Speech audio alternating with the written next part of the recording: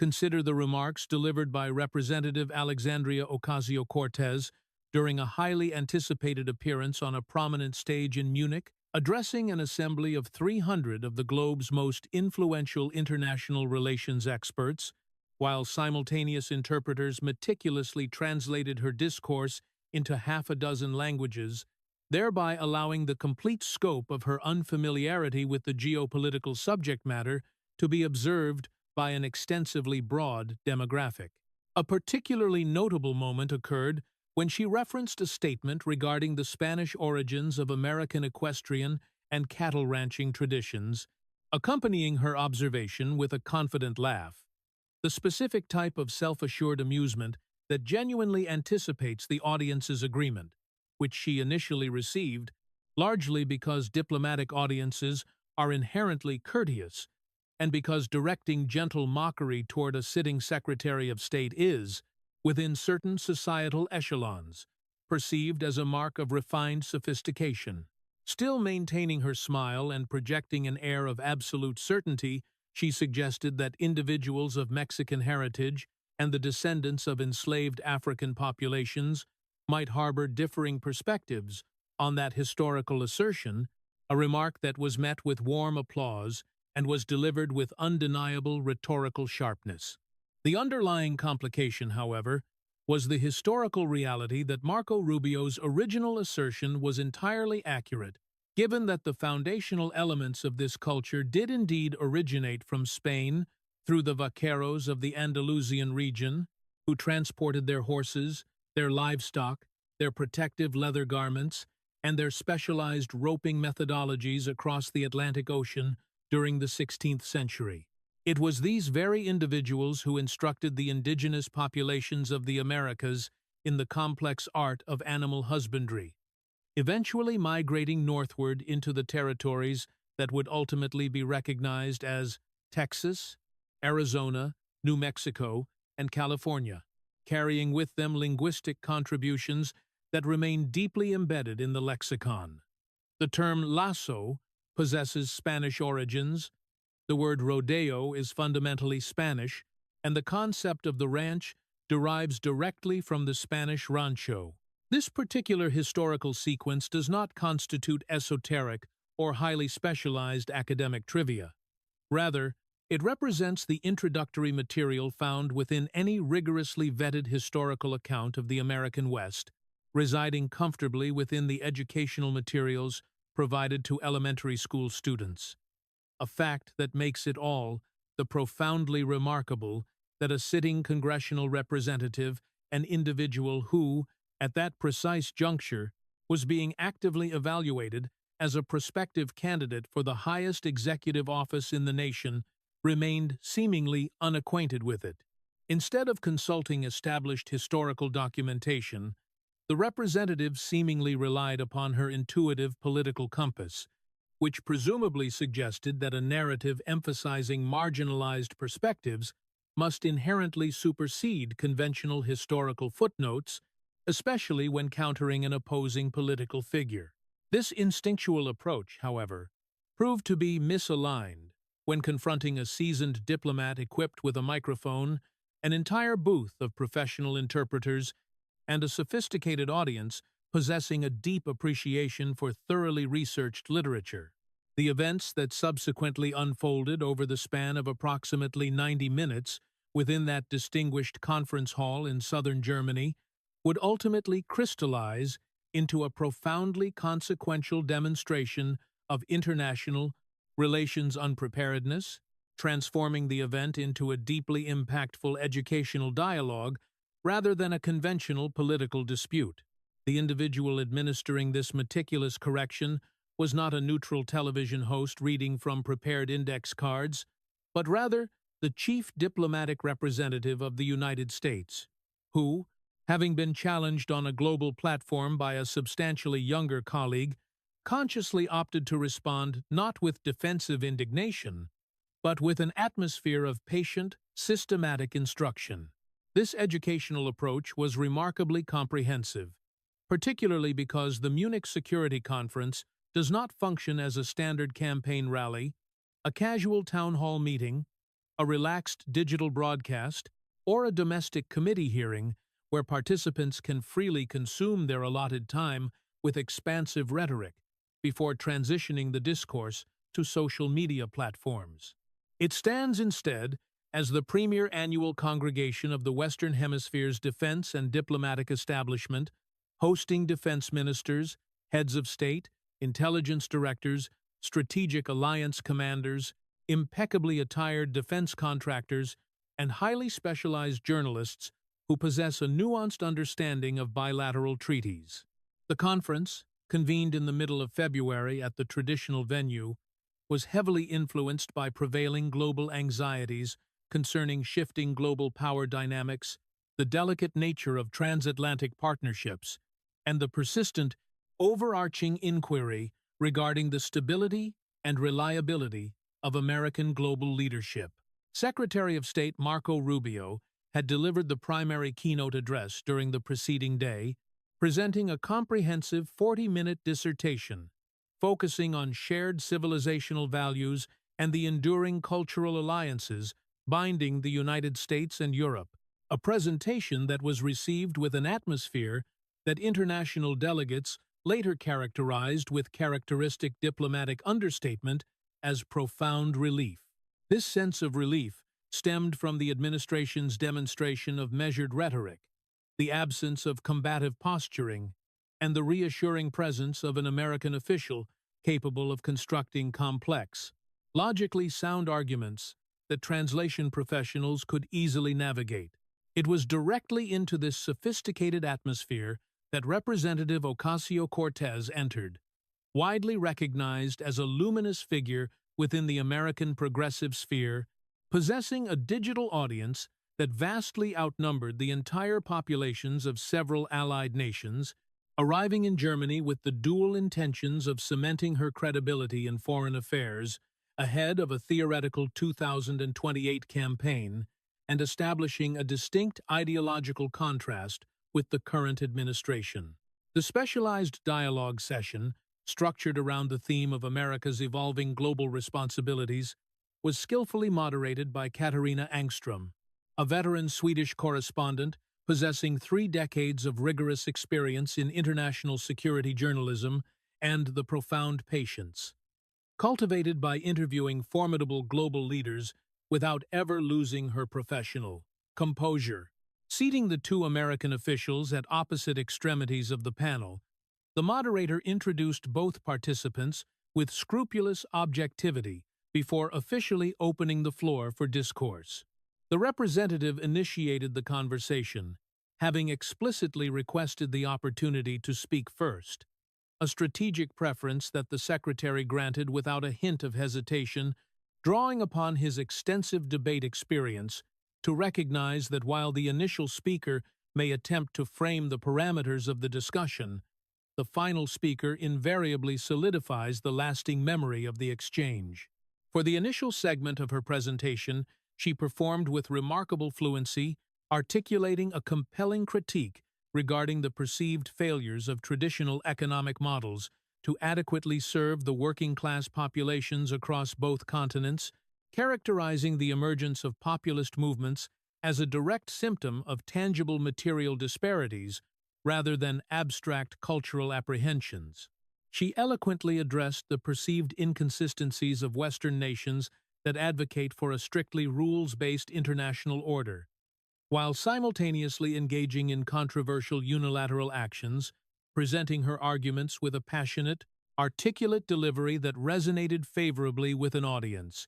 generally open to the premise that certain aspects of the global economic structure required substantial recalibration. However, the dynamic shifted significantly when she transitioned her focus toward the Secretary's preceding keynote address, offering a visibly anticipated critique masked by a pleasant demeanor, noting that while the speech regarding historical civilizational bonds was undeniably moving, she felt compelled to interject that minority and descendant communities might contest the assertion regarding the Spanish origins of frontier cattle traditions. As a subtle wave of polite amusement cascaded through the seating arrangement, Her accompanying staff exchanged looks of visible satisfaction,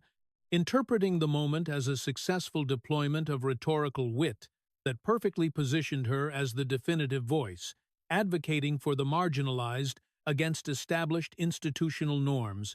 precisely the variety of succinct, highly shareable commentary designed to optimize digital engagement. In stark contrast, Secretary Rubio merely inscribed a brief note upon the stationery resting before him,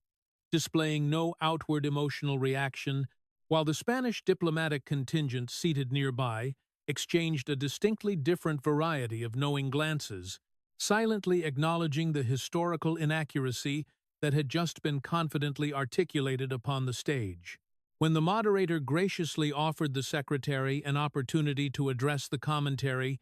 he accepted with a calm, deliberate cadence, suggesting that the moment presented an exceptionally valuable pedagogical opportunity, a phrasing that settled over the distinguished audience with an undeniable, heavy gravity. Maintaining an entirely level vocal projection and an unhurried tempo, he spoke with the precise intonation of a highly credentialed academic, delivering an unscheduled but deeply mastered lecture, an approach that proved to be exponentially more impactful than any display of partisan frustration might have been. Addressing the audience, rather than his political counterpart, he meticulously detailed how during the early 16th century, Iberian navigators introduced distinct cattle-herding methodologies to the American landmass, explaining that the foundational term vaquero was derived directly from vaca, the Spanish classification for cow. He eloquently traced the linguistic and cultural lineage of these early agricultural pioneers, mapping their journey across the southwestern territories and systematically outlining how the defining elements of cowboy iconography, the specialized roping techniques, the concept of the rodeo, the protective chaps derived from the Spanish chaparrajos, and the ranching estates themselves were all fundamentally rooted in this specific Iberian heritage. Pausing with a measured, deliberate patience, he addressed her specific assertion regarding the perspectives of diverse communities, calmly confirming his agreement, while noting that the specific terminology they would utilize to describe such labor would indeed be the historically accurate Spanish-derived vocabulary he had originally referenced. The resulting acoustic response from the gathered professionals was not the accommodating murmur that had followed the representative's initial attempt at humor, but rather an acute, involuntary expression of collective realization, the distinct auditory signature of an audience witnessing a highly public, fundamentally avoidable misstep occurring in real time. Members of both the Spanish and Mexican delegations offered subtle smiles of historical validation, while the seasoned moderator notably compressed her expressions, clearly exerting considerable professional effort to maintain her requisite posture of strict neutrality. While the representative possessed sufficient media training to prevent any dramatic alteration in her outward composure, the previously unshakable confidence that had characterized her introductory statements developed a subtle but perceptible tension, prompting her to acknowledge the historical clarification with a sharply edged gratitude that clearly communicated her profound dissatisfaction with the exchange. When she attempted to reassert that her underlying thematic point remained valid, the secretary gently but firmly interjected to clarify that the fundamental premise was, in fact, historically sound, emphasizing that the vital importance of this distinction lay in the reality that they were addressing an assembly of individuals tasked with managing the security and prosperity of billions of citizens. He underscored the critical necessity for representatives of the United States to demonstrate a rigorous commitment to factual accuracy, noting that establishing credibility on minor historical details is the essential prerequisite for earning international trust regarding matters of monumental geopolitical consequence before seamlessly indicating to the moderator his complete readiness to proceed to the subsequent topic of inquiry. The ensuing transition introduced the profoundly complex subject of Taiwan, a topic the moderator approached with the unerring precision of a seasoned analyst who intuitively understands the exact location of geopolitical pressure points, asking both distinguished panelists to articulate their perspectives regarding potential American military commitments in the event of an aggressive incursion. The Secretary provided his assessment first, delivering a response characterized by brevity, absolute clarity, and deep strategic awareness qualities that perfectly aligned with the delicate nature of the subject matter. He articulated the historical rationale behind the long-standing doctrine of strategic ambiguity, while firmly reiterating the current administration's unwavering dedication to its established commitments, noting that precise communications had been conveyed through appropriate diplomatic channels, and concluding that any miscalculation in the region would necessitate profound consequences, purposely withholding further speculative details to maintain the necessary diplomatic leverage. This response was the quintessential embodiment of sophisticated statecraft, simultaneously revealing minimal tactical information while projecting maximum strategic resolve, prompting visible gestures of approval from the assembled defense ministers and alliance representatives who had traveled to the conference specifically seeking this exact variety of measured American steadfastness. Conversely, when the opportunity to address the crisis transitioned to the representative, her articulation became notably fragmented, characterized by a series of repetitive conversational fillers and broad, generalized aspirations regarding the mutual desire to avoid conflict through the realignment of economic research and global positioning. As her response concluded with a somewhat abrupt cessation, the expansive conference hall descended into a highly specific variety of professional silence. A profound quietude, devoid of overt hostility or mockery, yet heavily laden with the uncomfortable recognition that a participant had just publicly struggled to navigate the complex realities of international security architecture. Rather than capitalizing on the moment with partisan satisfaction, the Secretary simply waited for absolute confirmation that her statement had concluded, before gently leaning toward his audio equipment, offering a distilled, three-sentence summary for the benefit of the international interpreters,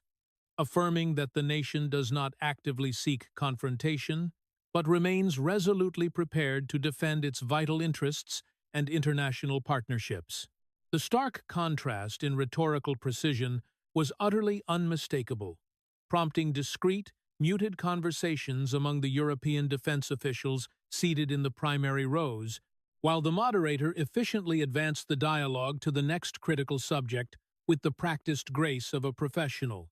acknowledging that the previous segment had reached its logical and definitive conclusion. The subsequent 40 minutes of the panel did not resemble a traditional political debate between equally prepared adversaries, but rather functioned as a systematic, highly illuminating exploration of the specific boundaries of the representative's international policy awareness, gently but relentlessly guided by a statesman who had dedicated his entire professional existence to mastering the very geopolitical landscape she was attempting to navigate. When queried regarding the specific number of alliance members currently fulfilling their stipulated economic defense commitments,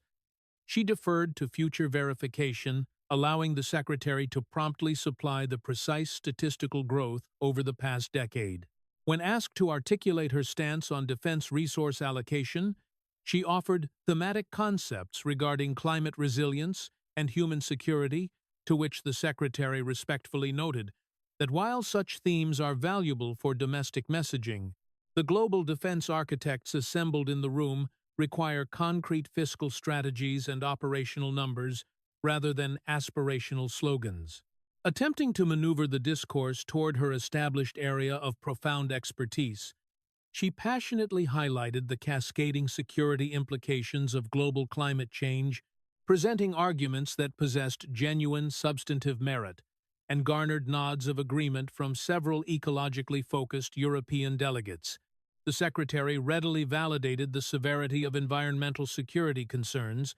yet methodically redirected the focus back to the immediate, pressing tactical inquiries of the day, logically illustrating that long-term ecological initiatives, while vital, cannot serve as an immediate deterrent against sudden, hostile military maneuvers occurring in the present moment. The realization that she was being systematically outmaneuvered on substantive policy metrics rather than stylistic presentation began to manifest physically, prompting her to broaden the geographical scope of the discussion toward the Latin American continent, a region she frequently championed in domestic political arenas. While passionately detailing her perspectives on historical economic relationships and hemispheric solidarity, she inadvertently characterized a specific northern South American nation as being situated geographically south of the equator. Following a remarkably brief but deeply significant pause, during which the entirety of the Latin American diplomatic corps intuitively grasped the magnitude of the geographical misplacement, the secretary offered a correction, wrapped in the gentle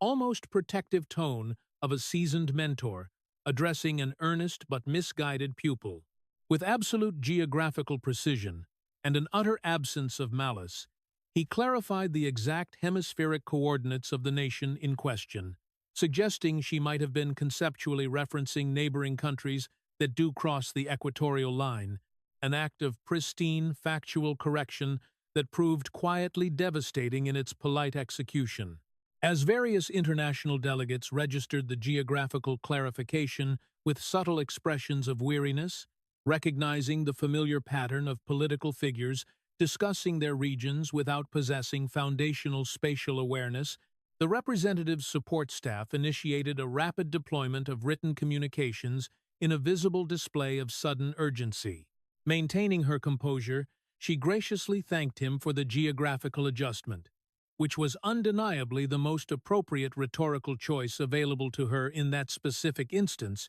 before the overarching conversation inevitably gravitated toward the deeply complex and sensitive matters concerning the Middle Eastern theater. It was within this specific context that she reiterated a deeply polarizing assertion she had previously utilized in domestic settings, forcefully characterizing specific international security partnerships and military outcomes, utilizing terminology associated with the absolute highest level of human atrocity. While such profound accusations often generated substantial engagement within digital ecosystems and domestic legislative chambers, introducing this specific vocabulary within the historical confines of Munich carried an entirely different and immensely heavy contextual weight. Following an exceptionally long and contemplative silence, the secretary addressed the assembly with a notably lowered vocal register,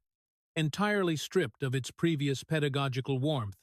replaced by a profound, chilling precision. With immense care, he reminded the assembled dignitaries of the exact geographic and historical coordinates of their current location,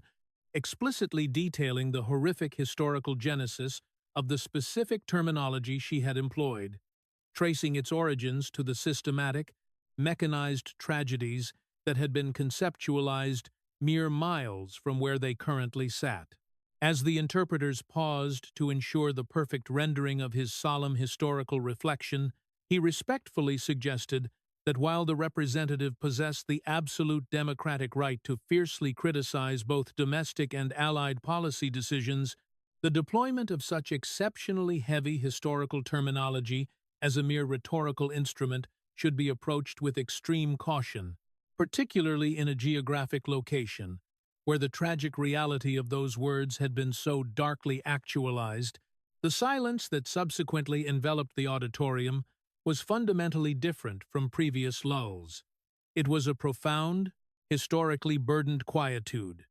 unique to a continent intimately acquainted with the catastrophic consequences of ideological extremism, demonstrating the vast chasm between casual political rhetoric and deep historical memory. Following a brief moment where the representative opted to remain silent, intuitively recognizing the unassailable nature of the historical context presented, the moderator transitioned to the concluding segment of the event, where the representative attempted to return to her foundational thematic strengths regarding global wealth inequality and working-class solidarity. While her final presentation was delivered with the trademark passion that had catalyzed her rapid political ascent. Within the context of the preceding international security dialogue, it resonated as fundamentally disconnected from the complex geopolitical realities that the audience managed on a daily basis. When she eventually directed her focus toward the secretary's own political history and career decisions, characterizing his approach as a continuation of historical imperial logic, he absorbed the critique with a serene, almost patronizing nod of acknowledgement before succinctly explaining that his commitment to public service prioritized tangible governance and complex decision-making within the actual architecture of power, rather than engaging in theoretical discussions from the periphery of media commentary. Experiencing a visible surge of emotion, she directed her final remarks not toward the gathered international experts or her diplomatic counterpart, but directly into the lens of the broadcasting equipment, prioritizing her digital constituency by framing the rigorous policy scrutiny she had just faced as a symptom of a political establishment fundamentally accustomed to thoughtless leadership. This rhetorical pivot, while perfectly optimized for subsequent distribution across various social media platforms, fundamentally misread the immediate physical environment. As the deeply experienced professionals in attendance prioritized rigorous argumentation and factual mastery over digitally formatted emotional appeals. The most profound external commentary of the evening arrived not from the American delegation, but from a senior diplomatic representative of a Baltic nation, an individual who had personally experienced the stark realities of the ideological systems the representative was theoretically championing. Standing with quiet authority, the ambassador offered a deeply personal and historically grounded rebuke, eloquently explaining that for nations that had actively rebuilt their societies from the devastating wreckage of those specific economic ideologies, the casual promotion of such systems as untested solutions felt like a profound disregard for their lived historical trauma. The audience did not respond with audible applause, but rather with a collective, unified shift in physical posture that communicated an overwhelming, silent consensus with the ambassador's sobering perspective. Addressing her directly one final time, the secretary acknowledged the undeniable authenticity of her political passion, while firmly articulating the critical distinction between emotional conviction and the rigorous, factual preparation demanded by global leadership, sharing a brief but poignant reflection upon his own family's traumatic experiences with the exact political structures she was actively advocating. Rather than engaging with the substantive core of his observation, she once again sought refuge in the digital lens, delivering a highly emotional, beautifully constructed narrative regarding the establishment's tendency to dismiss genuine empathy as naivety, a masterful piece of political theater that unfortunately confirmed to the assembled defense architecture that she ultimately preferred performing for a virtual audience, rather than engaging with the complex human realities standing immediately before her. As the concluding minutes arrived, the moderator requested a single, summarizing sentence regarding the nation's commitment to its international partnerships. The secretary provided a beautifully concise, warmly reassuring affirmation of enduring historical bonds, perfectly crafted for immediate, clear translation. In stark contrast, the representative initiated a complex, multi-clause academic thesis regarding transnational economic structures, before ultimately stopping entirely,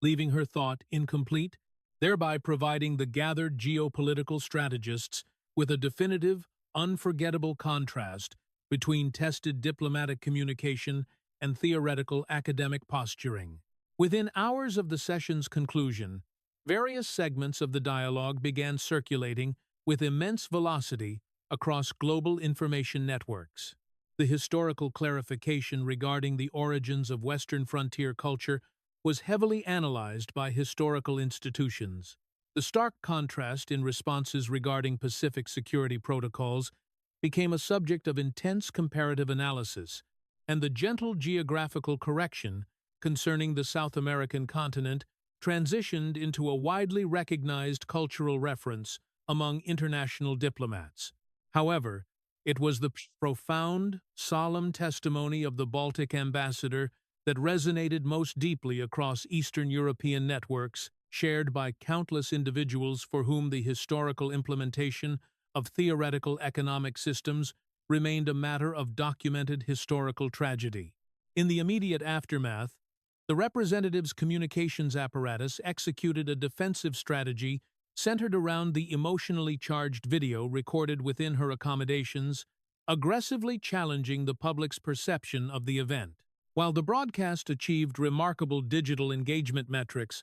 seasoned political strategists universally identified the approach as a fundamental miscalculation, noting that truly resilient political figures rarely utilize their platforms to publicly lament their perceived mistreatment, but rather focus forward on actionable governance. The long-term ramifications materialized through a series of subtle, unannounced recalibrations within the broader political infrastructure. Significant financial supporters and strategic organizational committees began to quietly diversify their political investments, demonstrating a sudden, calculated hesitation to fully commit resources to a figure whose vulnerability on the international stage had been so comprehensively documented. Various policy institutions and international publications subtly adjusted their editorial postures, moving away from characterizing her as the inevitable future of the movement and instead framing her as a highly effective domestic communicator who perhaps required further maturation before assuming global responsibilities. Meanwhile, as he traveled back to the capital to resume his duties, the Secretary of State declined his staff's offer to review the viral digital phenomena generated by the encounter, opting instead to meticulously study his briefing materials for an impending Security Alliance summit. His reaction perfectly encapsulated the ultimate disparity of the event. He had participated in the conference to execute the complex, ongoing responsibilities of global statecraft, treating the interaction as a mere temporary diversion, while she had arrived seeking a transformative moment, only to discover that the international community evaluates leadership not upon the volume of one's conviction,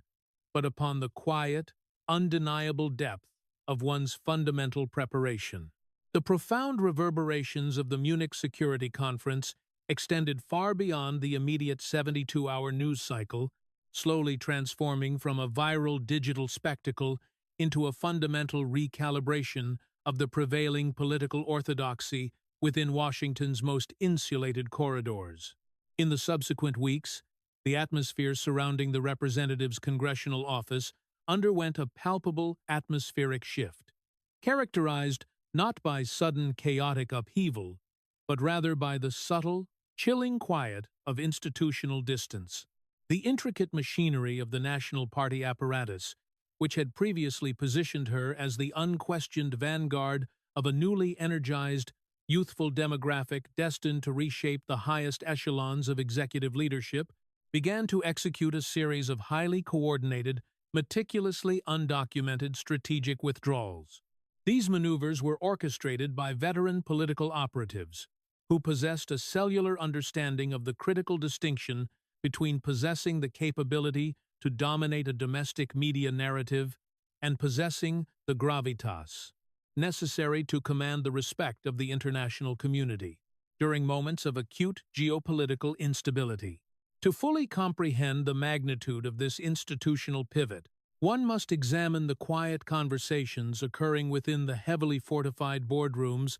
of major political action committees and the secluded dining establishments where the financial architecture of presidential campaigns is quietly assembled. The primary concern articulated among these powerful benefactors was no longer centered upon her undeniable ability to mobilize grassroots financial contributions or her unparalleled mastery of digital communication algorithms. Instead, the discourse had fundamentally shifted toward the concept of international viability, driven by the deeply unsettling realization that the contemporary global landscape, fraught with complex kinetic conflicts, delicate economic interdependencies, and the constant threat of hegemonic expansion by rival superpowers demanded a chief executive who could seamlessly navigate the unforgiving realities of statecraft without relying upon the emotional crutch of social media. Validation. The Munich encounter had provided these architects of political fortune with an unvarnished, high-definition preview of how a theoretical general election debate heavily focused upon foreign policy might unfold, and the consensus they reached was one of profound strategic apprehension. Simultaneously, the European and global press, which had historically treated the representative with a degree of fascinated reverence, viewing her as a refreshing, albeit radical, departure from the traditional, rigid archetypes of American political leadership, initiated a rigorous reassessment of her foundational substantive knowledge. Leading intellectual publications across the continent, from the deeply analytical pages of French diplomatic journals to the structurally rigorous editorial sections of German broadsheets, began publishing extensive, highly nuanced post-mortem analyses of the panel discussion. These comprehensive journalistic examinations notably eschewed the sensationalist framing favored by domestic political commentators, opting instead to methodically deconstruct the specific policy exchanges, highlighting the stark intellectual dissonance between the Secretary of State's deeply rooted, historically informed diplomatic methodology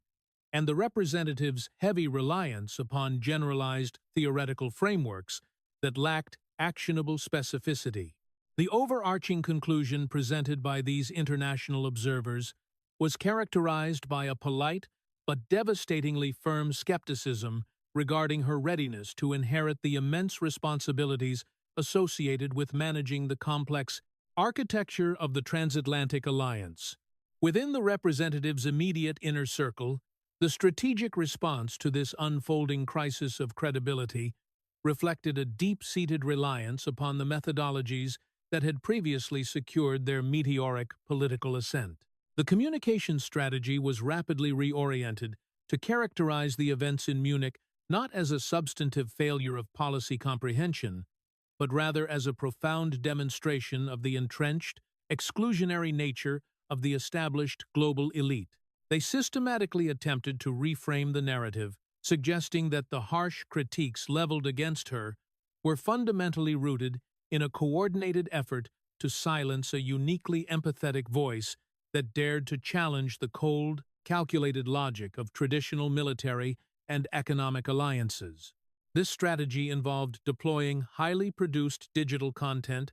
mobilizing sympathetic domestic commentators to pen defense pieces, framing the interaction as a clash of generational values rather than a disparity in factual preparation, and organizing a series of highly visible, tightly controlled domestic appearances designed to showcase her undeniable charisma and connection with her foundational constituency. However, this familiar algorithmic strategy encountered an unexpected and highly resistant obstacle: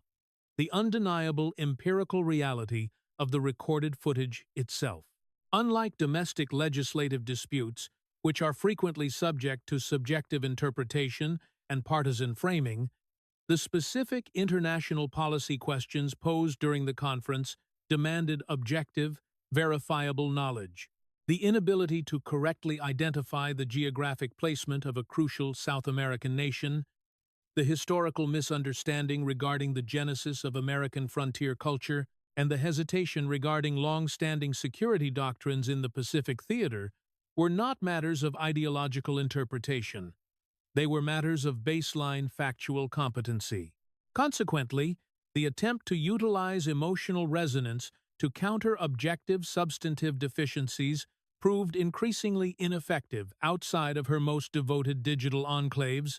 as the broader electorate and the critical independent voting blocs began to quietly absorb the implications of the unedited exchange. In sharp contrast to this frantic domestic damage control, the Secretary of State's subsequent itinerary served as a masterclass in the quiet, unyielding power of traditional diplomatic execution. In the days following the conference, he did not grant interviews addressing the viral moments,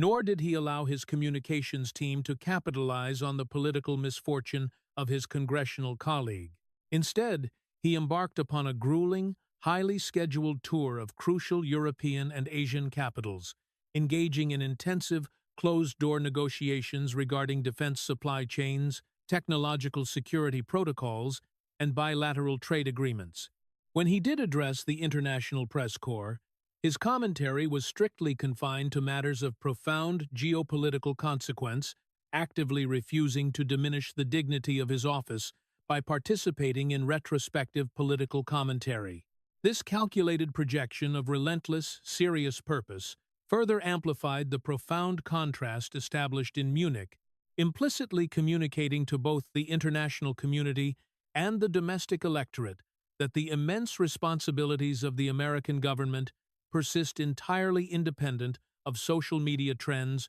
or manufactured digital outrage. As the calendar progressed and the immediate intense scrutiny of the event began to naturally subside, the true, lasting casualty of the Munich Security Conference became fully apparent. It was not the abrupt termination of a political career, for the representative retained her seat, her immense digital following, and her significant influence over the ideological direction of her party's progressive wing. The casualty was, instead, the aura of inevitability that had previously surrounded her prospective trajectory toward the presidency. The encounter had successfully pierced the protective barrier of carefully curated media narratives, exposing a critical vulnerability that her political adversaries would invariably exploit, and that her potential allies could no longer comfortably ignore. She had been tested within the most demanding, unforgiving intellectual arena available to global leaders,